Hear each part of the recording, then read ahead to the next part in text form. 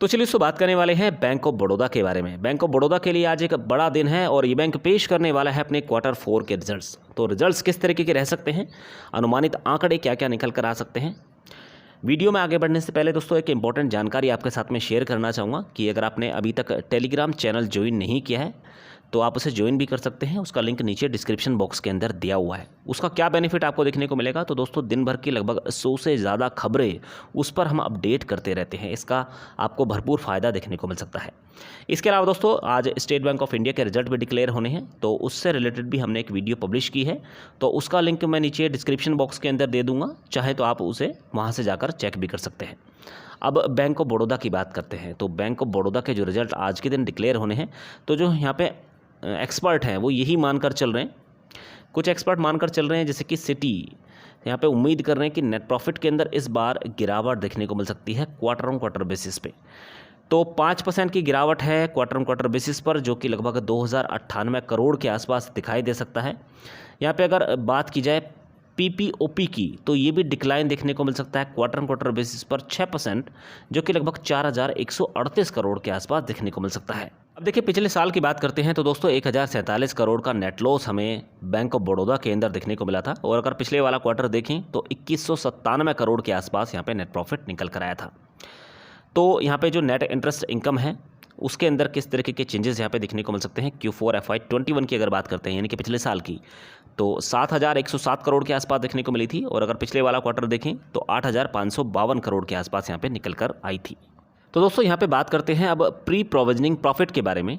तो जो लगभग 6266 करोड़ के आसपास हम लोग को पहले देखने को मिला था, यानी कि पिछले साल की यहाँ पे बात हो रही है, 6266 करोड़ था पिछले साल। पिछले वाले क्वार्टर में कितना था, 5483 करोड़। तो अब देखने वाली बात होगी क्या इससे हमें ज़्यादा देखने को मिलता है या कम देखने को मिलता है। अब फटाफट जान लेते हैं कि जो एक्सपर्ट हैं वो क्या मानकर चल रहे हैं बैंक ऑफ बड़ौदा के अंदर। तो सिटी की तरफ से जो अनाउंसमेंट यहाँ पे देखने को मिल रहा है, नेट प्रॉफिट 5% की गिरावट के साथ में दिखाई दे सकता है, जो कि लगभग 2098 करोड़ के आसपास देखने को मिल सकता है। प्री प्रोविजनिंग की बात करते हैं तो डिक्लाइन 6% के आसपास देखने को मिल सकता है, लेकिन ईयर ऑन ईयर बेसिस पर 31% की इसके अंदर बढ़त भी देखने को मिल सकती है। यहाँ पर अगर लोन ग्रोथ की बात करते हैं तो 8% ईयर ऑन ईयर बेसिस पर, 5% क्वार्टर ऑन क्वार्टर बेसिस पर ये अपसाइड दिखाई दे सकती है, जो कि लगभग 7.65 ट्रिलियन के आसपास निकल कर आ सकती है। इसके बाद क्रेडिट स्विस की बात करते हैं तो ये क्या मानकर चल रहे हैं, ये मानकर चल रहे हैं कि 3% ईयर ऑन ईयर बेसिस पर हमें यहाँ पे ग्रोथ देखने को मिल सकती है, 7% क्वार्टर ऑन क्वार्टर बेसिस पर ग्रोथ देखने को मिल सकती है। नेट इंटरेस्ट इनकम की बात करते हैं जो कि लगभग 11,358 करोड़ के आसपास निकल कर आएगी। तो ये सारी चीज़ें यहाँ पे चल रही हैं नेट इंटरेस्ट इनकम की। तो 3% ईयर ऑन ईयर बेसिस और 7% क्वार्टर ऑन क्वार्टर बेसिस। इसी तरीके से जो मैंने आपको बताया अभी प्री प्रोविजनिंग, तो जो यहाँ पे प्रोजेक्टेड है वो 2271 crore year on year basis, और अगर क्वार्टर ऑन क्वार्टर बेसिस की बात करें तो 5384 करोड़। अब अगर बात की जाए मॉर्गन स्टैनली की, तो इनकी तरफ से जो अनुमानित आंकड़े यहाँ पे निकल कर आए हैं, पीएटी की अगर बात की जाए 1968 करोड़ के आसपास देखने को मिल सकता है Q4 FY22 में। और अगर क्वार्टर ऑन क्वार्टर बेसिस देखें तो लोन के अंदर 3.5% की बढ़त यहाँ पे देखने को मिल सकती है। तो quarter on quarter basis loan growth यहाँ पे दिखाई दे रही है। इसी तरीके से दोस्तों अब अगर बात की जाए यहाँ पे नेट इंटरेस्ट इनकम की, तो नेट इंटरेस्ट इनकम के अंदर भी 15% की बढ़त यहाँ पे देखने को मिल सकती है ईयर ऑन ईयर बेसिस पर, लेकिन 1% क्वार्टर ऑन क्वार्टर बेसिस पर गिरता हुआ दिखाई दे सकता है, जो कि 8196 करोड़ के आसपास देखने को मिलेगा। अब अगर बात करते हैं असेट क्वालिटी की, तो लगभग 4000 करोड़ 2.3% लोन एनुअलाइज्ड यहाँ पे देखने को मिल रहे हैं। अब यहाँ पे पिछले बार की अगर तुलना करते हैं तो 3500 करोड़ के आसपास हम लोग को देखने को मिले थे, अभी लगभग 4000 करोड़ के आसपास देखने को मिल सकते हैं। तो यहाँ से भी हम लोग को एक मजबूती देखने को मिल रही है। अब बात करते हैं दोस्तों अगले एनालिस्ट के बारे में। तो नोमुरा का क्या मानना है, तो नोमुरा यहाँ पे यही मानकर चल रहा है कि लोन ग्रोथ इंप्रूवमेंट के साथ में देखने को मिल सकती है। सबसे बड़ा मुद्दा किसी भी बैंक के लिए लोन ही होता है। तो देखिए नॉर्मल सी बात है, अगर लोन बढ़ रहे हैं, डिपॉजिट्स बढ़ रहे हैं, तो पीएटी के अंदर तो आपको बढ़त देखने को मिल ही जाती है। यहाँ पे अगर लोन ग्रोथ की बात करते हैं 7% ईयर ऑन ईयर बेसिस पे देखने को मिल सकता है, और अगर क्वार्टर ऑन क्वार्टर बेसिस की बात करें तो 3.2% की तेजी, जो कि लगभग 7.5 ट्रिलियन के आसपास देखने को मिल सकती है। यहाँ पे अगर प्रोविजनिंग की बात करते हैं तो प्रोविजनिंग सीक्वेंशियल बेसिस पर कुछ बढ़ती हुई दिखाई दे सकती है। इसी तरीके से मोतीलाल ओसवाल की माने तो मोतीलाल ओसवाल भी यहाँ पे ग्रोथ बताते हुए नजर आ रहे हैं, और 25% की ग्रोथ यहाँ पे देखने को मिल सकती है। किसके अंदर, नेट इंटरेस्ट इनकम के अंदर, जो कि लगभग 8860 करोड़ के आसपास निकल कर आ सकती है।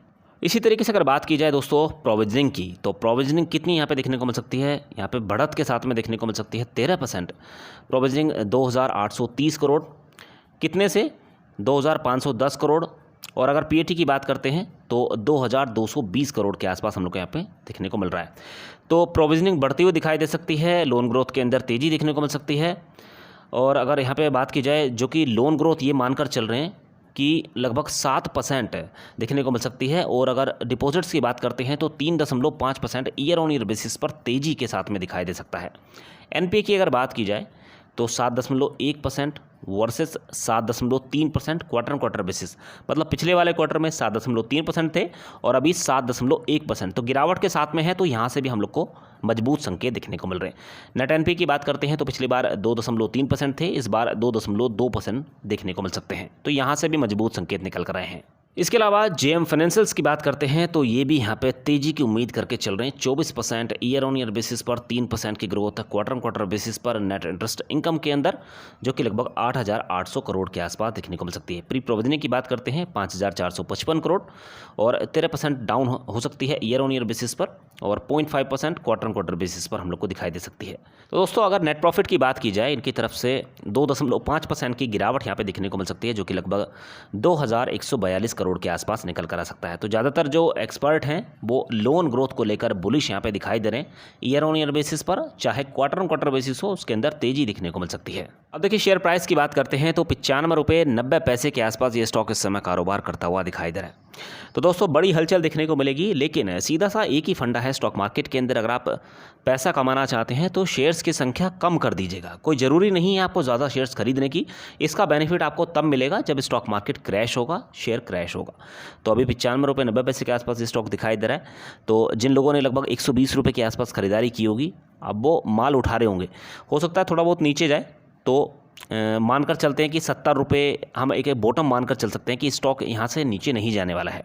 तो अगर ये स्टॉक किसी कारण से वहाँ तक चला भी जाता है तो हम लोग तैयारी कम से कम इतनी करके चलें। मतलब ये कि अगर हम 100 शेयर इस कंपनी के अंदर खरीद सकते हैं तो दोस्तों इतने शेयर्स खरीदिएगा कि कम से कम 10 इन्वेस्टमेंट आपकी इसके अंदर लगें। तो 10 टुकड़ों के अंदर अगर आप यहाँ पे खरीदते हैं कि एक बार में 10 शेयर खरीदेंगे, फिर दूसरी बार 10 शेयर खरीदेंगे, अगर आप इस तरीके से करके चलते हैं तो दोस्तों स्टॉक मार्केट आपका कुछ नहीं बिगाड़ सकता है। चाहे अभी आपको ये जो भयंकर क्रैश देखने को मिला है ये हो, चाहे इससे भयंकर क्रैश भी आपको देखने को मिले, तब भी आप जो है स्टॉक मार्केट के अंदर ओवरऑल ग्रीन में ही रहते हैं। दोस्तों अगर आप नए हैं, डीमेट अकाउंट ओपन कराना चाहते हैं तो आप अपस्टॉक्स के अंदर डीमेट अकाउंट ओपन करा सकते हैं। लिंक नीचे डिस्क्रिप्शन बॉक्स के अंदर दिया हुआ है। साथ ही में दोस्तों बताना चाहूँगा कि इसी तरीके की लेटेस्ट इन्फॉर्मेशन लगातार इस चैनल पर पब्लिश होती रहती हैं। अगर आप ये चैनल पहली बार देख रहे हैं तो चैनल सब्सक्राइब करके ज़रूर रख लीजिएगा, ताकि इसी तरीके की नॉलेजेबल वीडियो आपको लगातार मिलती रहे। Thank you so much for watching.